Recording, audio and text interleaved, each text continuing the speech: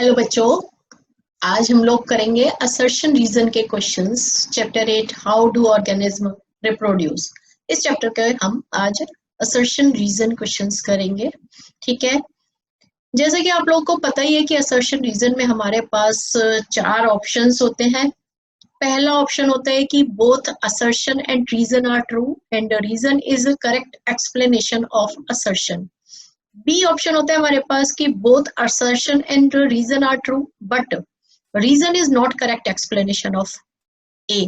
And C option होता है A is true but R is false and D option होता है A is false but R is true. और इसकी trick होती है कि तुमने ध्यान से दोनों स्टेटमेंट को पढ़ना है और सबसे पहले ये देखना है कि दोनों ट्रू है या फॉल्स है, या क्या चीज फॉल्स है क्या ट्रू है। अगर दोनों ट्रू है तो नेचुरली ए और बी में से आंसर होगा, और अगर उनमें से एक भी फॉल्स स्टेटमेंट लगती है तो नेचुरली सी और डी में से आंसर होगा।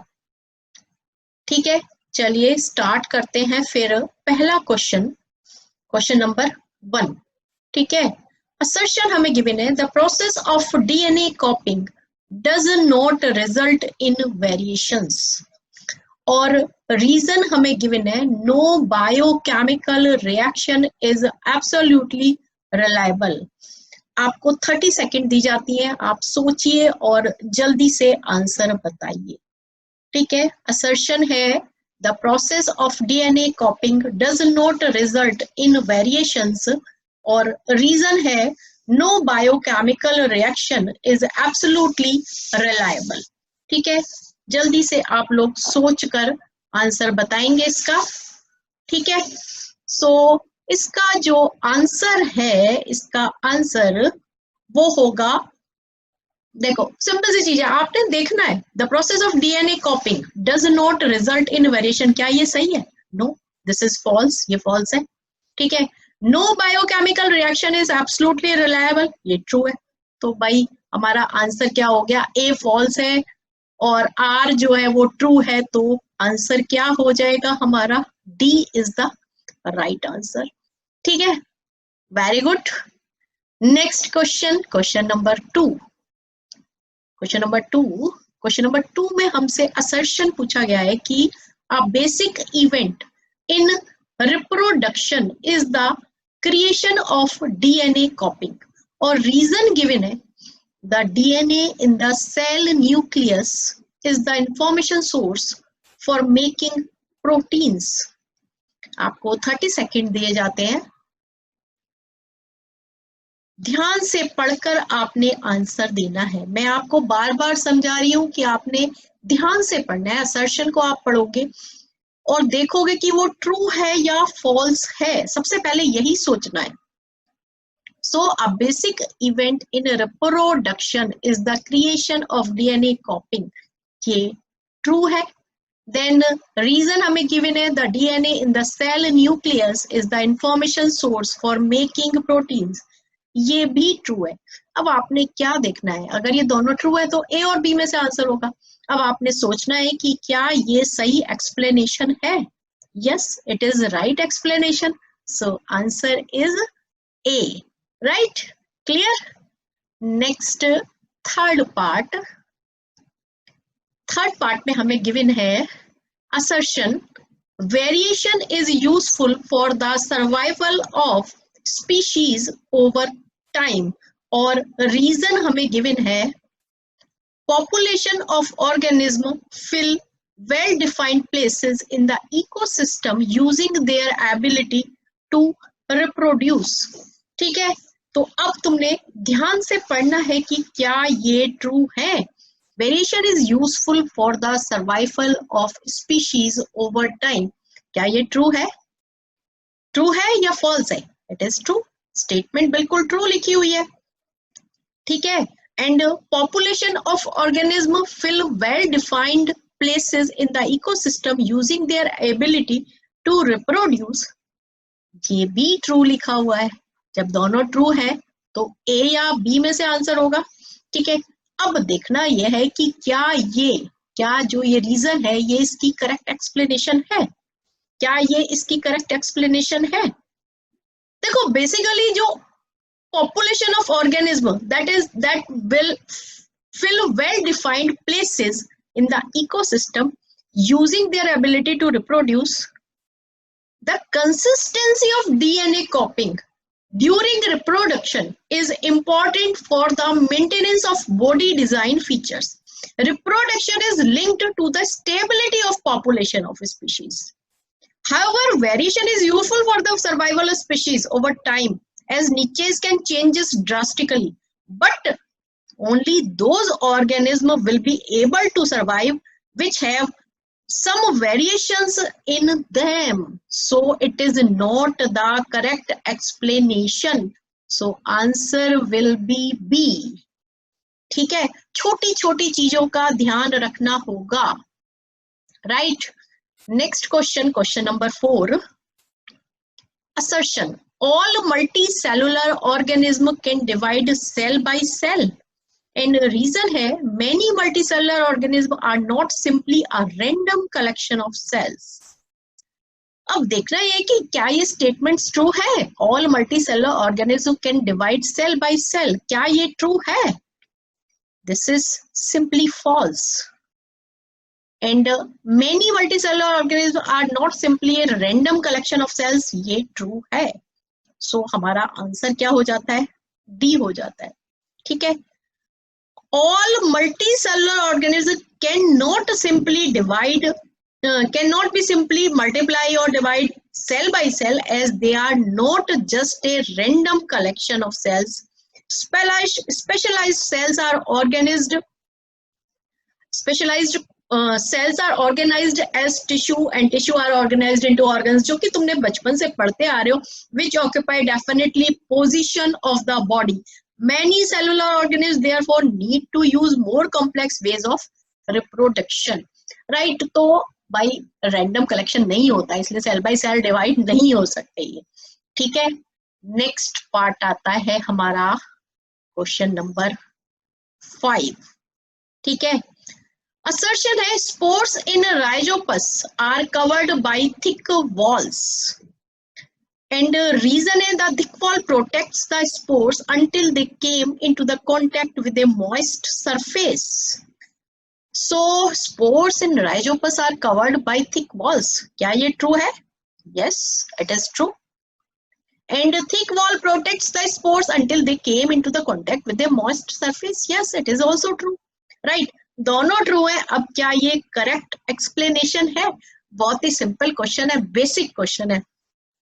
Yes, it is the correct explanation of the assertion. The rhizopus have tiny blobs, और जिनको हम sporangia बोलते हैं, that contain cells or spores which can eventually develop into new rhizopus individual.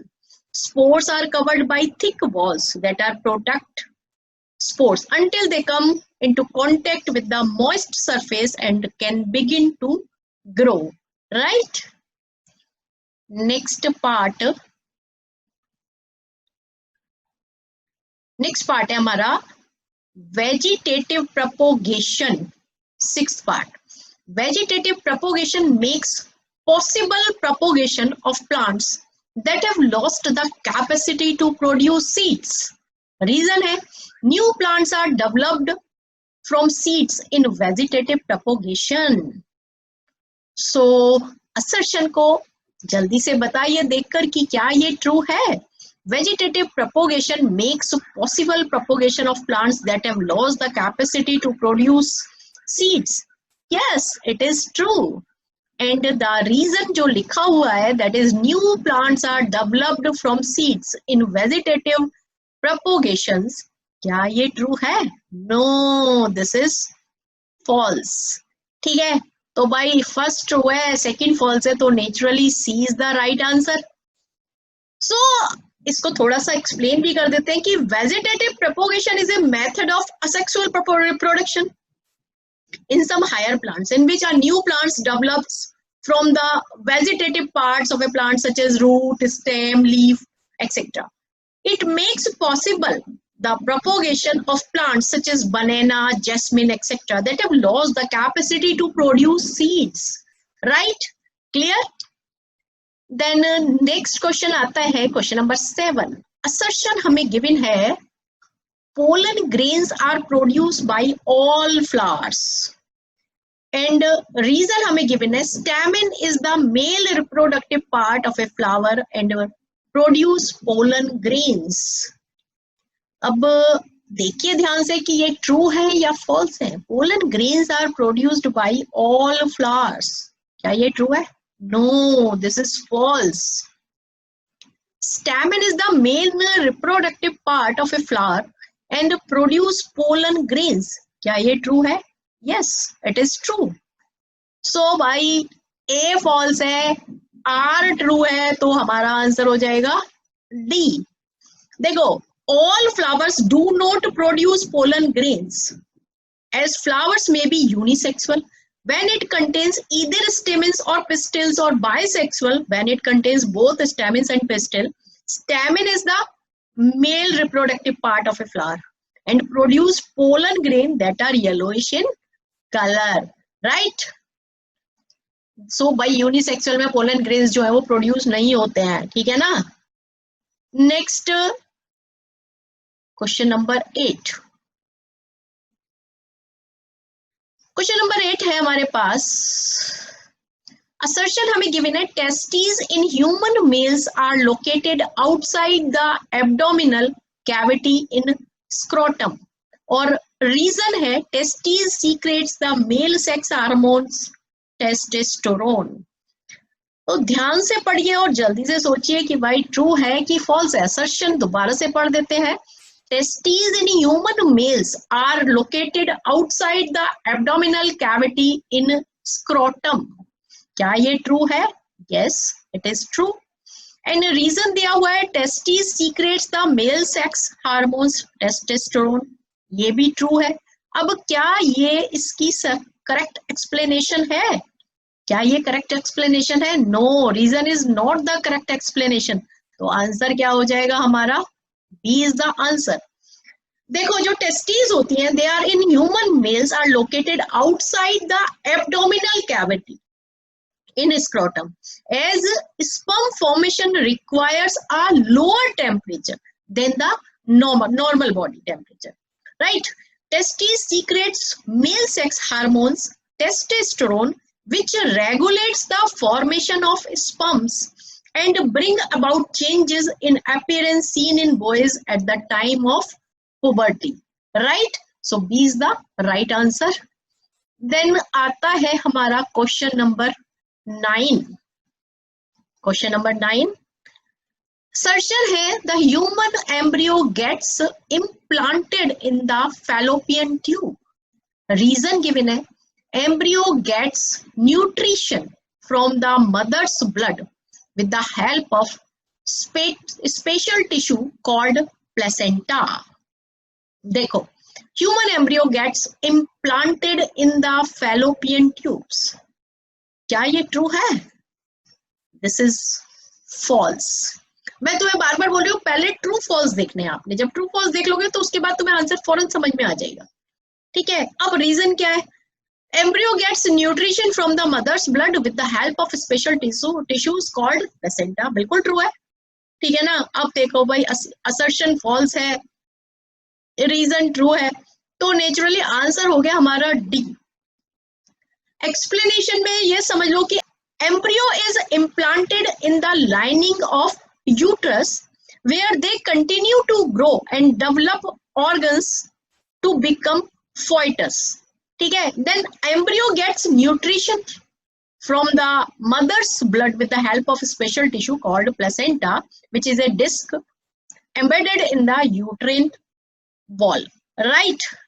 So इस तरीके से हमारे ये सारे के सारे assertion reason के क्वेश्चंस आने हैं, जो कि आपने बहुत ही ध्यान से करने हैं. देखो, इस बार हमें पता है कि 19 मार्क्स के assertion reason and paragraph based question आने हैं, और मैंने एक पूरी सीरीज बनाई हुई है सारे चैप्टर्स के, chapter wise assertion reason and paragraph based questions हम लोग कर रहे हैं, सो दैट आप लोगों की सारी अच्छे से प्रैक्टिस हो जाए.